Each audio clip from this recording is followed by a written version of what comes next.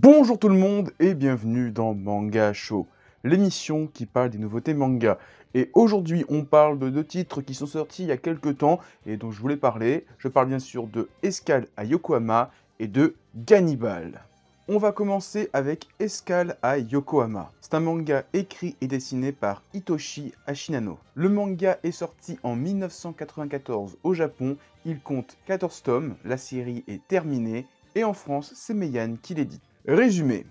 Alpha tient un petit café à l'écart de la ville. Le temps s'y écoule paisiblement, comme si plus rien n'avait d'importance.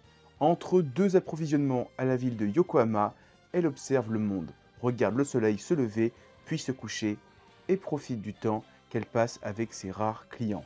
Malgré les apparences, la belle Alpha est un robot, et cela fait bien longtemps qu'elle est là. Jour après jour, elle attend patiemment le retour de son maître. Alors j'ai pris un petit peu de temps avant de commencer Escale à Yokohama, alors pas que le titre ne m'attirait pas, franchement c'est un titre qui m'intéressait beaucoup, mais j'avais beaucoup de mangas à lire et à acheter, donc j'ai attendu un petit peu, et surtout comme la série fait que 14 tomes, je me suis dit, au pire j'attendrai que la série soit totalement terminée en France, je vais tout prendre d'un coup et tout lire. Bon, finalement j'ai commencé à acheter la série au tome 6, et je suis très content de ma lecture.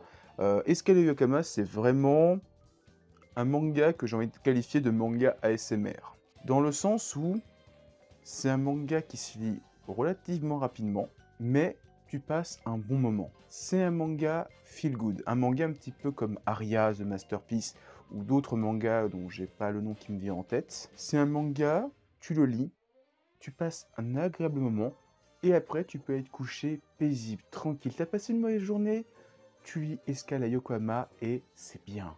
Tellement la lecture du manga m'a détendu que là je suis calme, je parle du manga avec une grande douceur. Je tiens aussi à avertir certaines personnes, si vous voulez un manga avec de l'action, des rebondissements, vous n'avez pas toqué à la bonne porte. Escale à Yokohama, on va suivre la vie de Alpha, donc ce robot dans un monde post-apo, qui vit dans un café, qui sert des clients, et c'est ça l'histoire. Globalement, en 6 tomes, on n'a pas vu Alpha partir à l'aventure pour retrouver son maître. Non, elle attend là, tranquillement. Elle va rencontrer des personnages qui vont revenir, qui vont discuter avec elle, et c'est tout.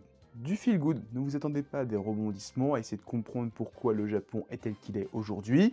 Peut-être que par la suite ça va être le cas, mais en tout cas, en 6 tomes, c'était juste du feel good, et c'était trop bien.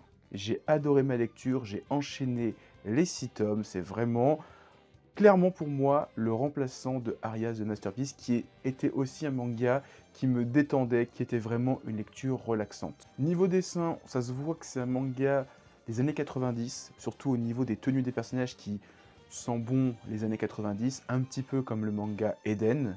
Je trouve que l'auteur a un style qui correspond bien à son manga, il a un trait qui détend. Je vois les planches de Escale à Yokohama et direct, j'ai le sourire, je suis content, j'apprécie ce que je vais lire. En conclusion, si vous voulez un manga calme, relaxant, qui vous fasse passer un bon moment, je vous conseille Escale à Yokohama. C'est vraiment du bonheur, c'est vraiment des vacances condensées en manga. Clairement, je le dis, je le répète, pour moi, c'est un manga ASMR. C'est un manga où tu vas lire et tu vas passer du bon moment, et seulement 14 tomes.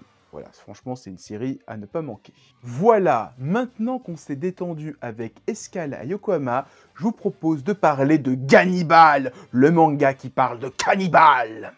C'est un manga écrit et dessiné par Masaaki Ninomiya. Le manga a commencé en 2018 et est terminé en 13 tomes au Japon. Et en France, c'est Meian qui édite le titre avec à ce jour 7 tomes. Résumé, Daigo Agawa, policier de son état, a été détaché à Kuge, un village de montagne reculé. Bien que la communauté l'accueille chaleureusement, lui et sa famille, la mort d'une vieille villageoise fait jaillir des doutes quant à la normalité de ce lieu. Comme je l'ai dit, Gannibal, c'est un manga qui parle de cannibale, de cannibalisme, mais surtout de la peur de l'inconnu.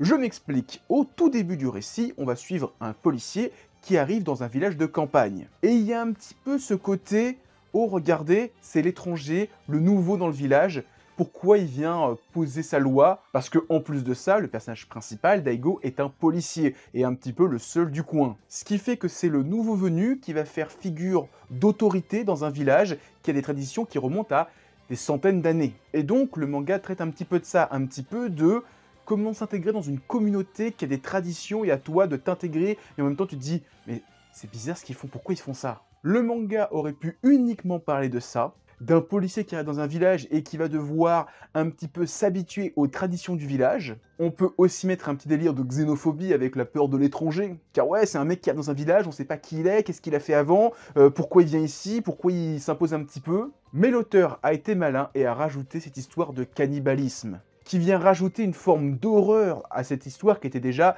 pas forcément très joyeuse. Parce que le manga aurait pu être juste une enquête policière sur Daigo qui va essayer de comprendre un crime un petit peu à la manière de la série Dolmen sur TF1, qui est une vieille série qui date de début 2000, où pareil dans cette série, il y avait un petit délire de il y a des familles qui sont là depuis très longtemps sur l'île, elles ont des traditions et des petites histoires entre elles que les étrangers ne connaissent pas. Et le manga traite un petit peu de ça parce qu'il y a quand même des bails qui remontent à des dizaines et des dizaines d'années dans le village où le clan Kuge a plus ou moins contrôlé tous les villageois depuis des centaines d'années.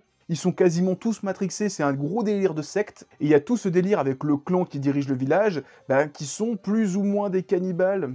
Et on va voir Daigo qui va enquêter un petit peu sur les origines de ce village, les implications qu'ils ont et l'emprise qu'ils ont sur les villageois.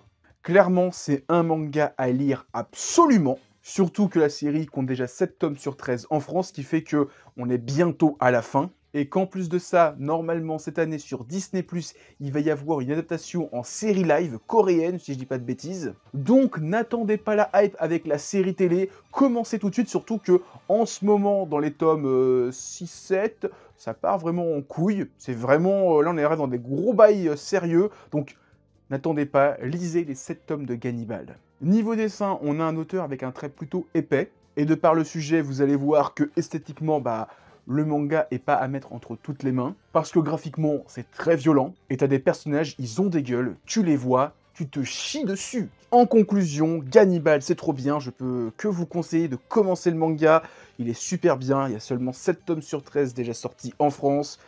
Comme j'ai dit, la série parle de cannibalisme, de la peur de l'étranger, il y a une enquête policière, etc.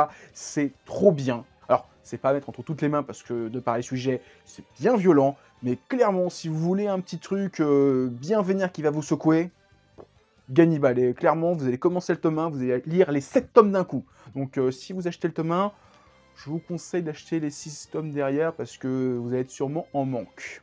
Donc voilà, c'était ma double vidéo sur Escale à Yokohama et Gannibal. J'espère que vous l'avez aimé. Si c'est le cas, laissez un pouce bleu, laissez un commentaire, partagez la vidéo, ça fait toujours plaisir. En description, vous avez des liens vers tous mes réseaux sociaux. Et moi maintenant, je vous dis à plus et continuez à lire des mangas. Allez, ciao tout le monde!